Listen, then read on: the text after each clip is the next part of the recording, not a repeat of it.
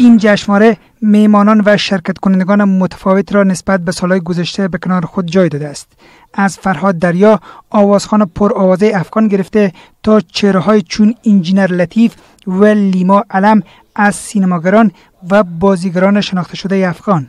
عزیز دلدار، یک از برگزار کنندگان این جشنواره، میگوید از 300 فیلمی که به این جشنواره رسیده است، 65 فیلم آن به جشنواره فیلم زنان انتخاب شده است. آقای دلدار به این باور است که چنین جشنواره ها می تواند ظرفیت نیمی از جامعه را که همانا زنان هستند بیشتر تبرز دهد. در بین 300 فیلمی که در جشنواره آمده بود، 43 فیلم خارجی انتخاب شد و 22 فیلم افغانی که در کاتگوری‌های مختلف در بخش مسابقه و در بخش نمایش ویژه. اما فرهاد دریا، آوازخوان شناخته شده افغان، دیدگاه دیگری دارد. او برگزاری این گونه جشنواره ها را موثر می‌خواند، اما می‌افزاید که مشکلات موجود در افغانستان را نمی‌توان تنها با این گونه فعالیت‌ها برطرف ساخت. جشنواره ها معجزه کرده نمیتونه. ما در جای نیستیم که بگیم میتونه معجزه کنه، ولی دست کم نباید گرفته شود.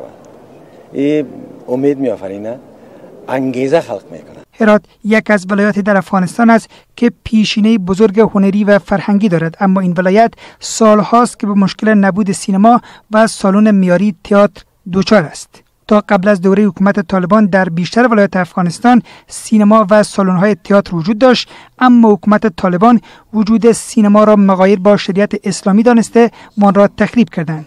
ولی حکومت‌های بعد از طالبان هم تا کنون اقدام به ساخت این سینماها در افغانستان نکردند. حالا این موضوع با انتقادات شدید شمار از فرهنگیان و سینماگران افغان روبرو شده است.